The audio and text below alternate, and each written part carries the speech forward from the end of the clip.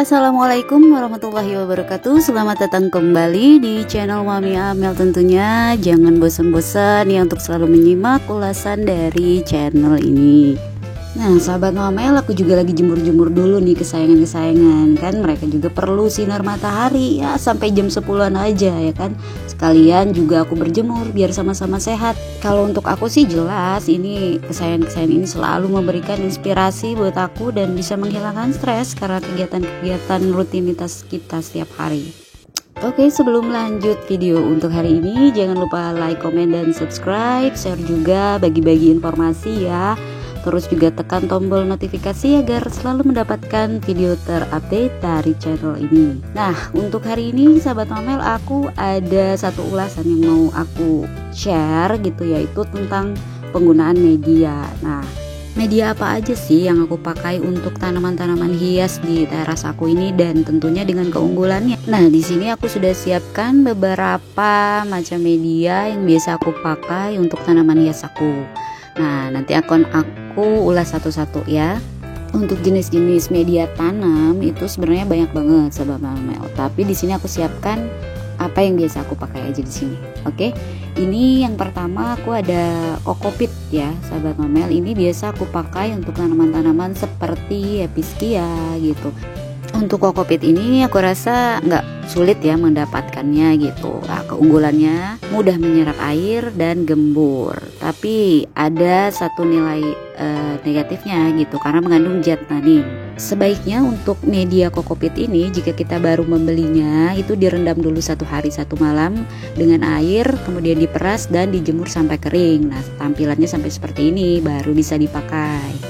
Selain itu juga biasa digunakan sebagai media tanam hidroponik karena bersifat organik, dengan manfaatnya yang menahan air serta memiliki unsur kimia lumayan banyak. Kokopit memiliki pH 5 sampai dengan 6,8. Sebab itu baik sekali untuk media tanam apapun. Sebenarnya masih banyak lagi keunggulan dari memakai media tanam kokopit ini, namun masih memerlukan pupuk lagi sebagai penyuburnya.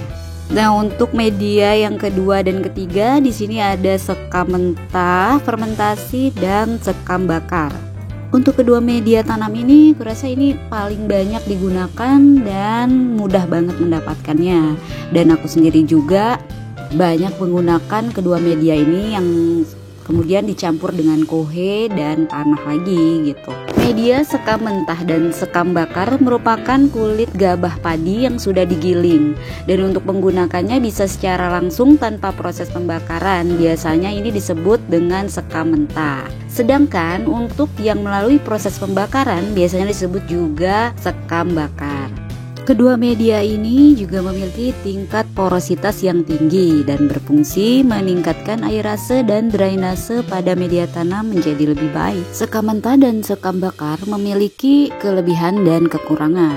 Untuk sekam mentah lebih mudah mengikat air dan tidak mudah menggumpal ataupun memadat, sehingga akar tanaman bisa tumbuh lebih baik. Sedangkan untuk sekam bakar tidak mudah lapuk dan mengandung unsur kalium yang tinggi. Sekam mentah memiliki kekurangan, yaitu kurang steril sehingga rentan dengan penyakit. Sebab itu sebelum penggunaannya biasanya dilakukan fermentasi. Sedangkan untuk sekam bakar itu lebih steril karena mikroba patogen telah mati selama proses pembakaran. Selain itu mengandung kandungan karbon yang tinggi sehingga membuat metan menjadi gembur. Nah, untuk kedua media ini paling banyak banget aku gunakan untuk media tanam, dan biasanya aku menggunakan lagi kohe dan tanah ya sahabat Mamel. Nah, ini untuk yang aku pegang ini adalah kohe. Banyak juga yang sudah dijual di toko-toko tanaman hias itu campuran dari sekam bakar, sekam mentah, kohe, dan tanah yang sudah merupakan media tanam standar. Nah, selanjutnya ini ada media pakis ya. Untuk media pakis ini terbuat dari batang atau akar pakis hutan yang sudah dicacah dan dikeringkan. Nah, untuk media pakis ini memiliki aerasi dan drainase yang sangat baik sehingga mampu mengikat air. Bagus untuk perangsang akar dan cocok untuk berbagai macam tanaman hias. Nah, di sini aku menggunakan pakis untuk anggrek. Ada juga yang menggunakannya untuk suplir, bahkan aglonema, dan masih banyak lagi. Sekarang ini yang keempat ada media tanam pasir malang. Nah, untuk pasir malang ini aku menggunakan untuk tanaman adenium, kemudian jenis sukulen, kaktus-kaktus juga, aglonema juga. Biasanya digunakan sebagai media pada waktu propagasi ya.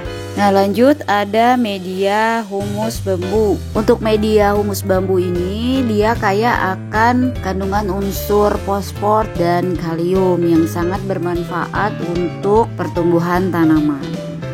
Nah, aku menggunakan media ini untuk tanaman peperomia dan begonia ya sahabat mamel, tapi terkadang juga kalau memang nggak ada media yang khusus gitu, jadi ada tanaman yang memang harus aku repotting atau diganti media, ya nggak apa-apa, aku pakai aja, karena pada dasarnya tidak hanya pada media tanam yang khusus, tapi perawatan juga merupakan faktor yang penting dalam proses penanaman tanaman hias.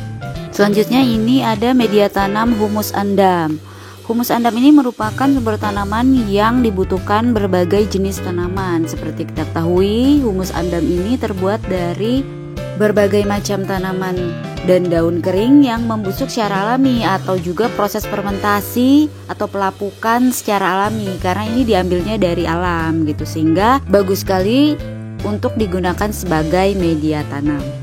Dan untuk kelemahannya, media ini terlalu lama mengikat air. Jadi misal ini digunakan sebagai media, harus diberikan waktu untuk penyiramannya agar tidak menjadi basah atau becek pada medianya. Lanjut, ini ada sphagnum moss. Nah, untuk media ini aku tidak banyak menggunakan, hanya untuk penggunaan pembuatan kokedama saja, karena sphagnum moss ini adalah lumut basah yang sudah mengering, jadi tidak mengandung nutrisi apa-apa gitu. Jadi kurang baik jika digunakan sebagai media tanam gitu, untuk menanam apakah pembibitan ataupun penanamannya. Nah, selanjutnya lagi ini ada media coco fiber. Nih, aku menggunakan coco fiber ini untuk pembuatan kokedama juga. Nah, selain itu aku gunakan juga untuk pembuatan tiang torus, dan aku letakkan di atas media. Teksturnya lebih ringan, tidak membuat media menjadi keras, memiliki daya serap air yang baik, dan mampu menyimpan cadangan air bagi tanaman. Bebas dari bakteri dan jamur, juga lumut. Nah, ini yang terakhir ada perlit. Perlit merupakan batuan vulkanik hasil dari letusan gunung api, yang karenanya perlit memiliki banyak manfaat untuk menunjang pertumbuhan tanaman.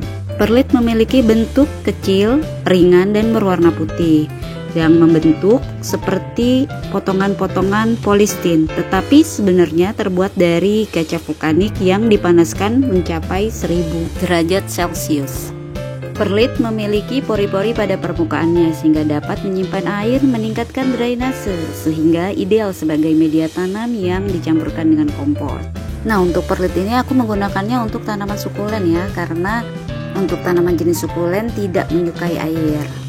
Tidak ada aturan yang baku dalam meracik media tanam. Jadi dalam meracik media tanam hanya perlu menyesuaikan dengan kondisi lingkungan yang ada di tempat sahabat mamel dan kondisi cuaca. Untuk mendapatkan campuran media yang sesuai dan yang diinginkan, sahabat mamel sangat perlu melakukan banyak percobaan. Nah, sahabat mamel, sepertinya ulasan tentang media tanam yang aku pakai sudah selesai ya. Jika ada informasi yang kurang jelas atau ada pertanyaan, silahkan sampaikan di kolom komen ya. Sampai jumpa di video selanjutnya. Assalamualaikum.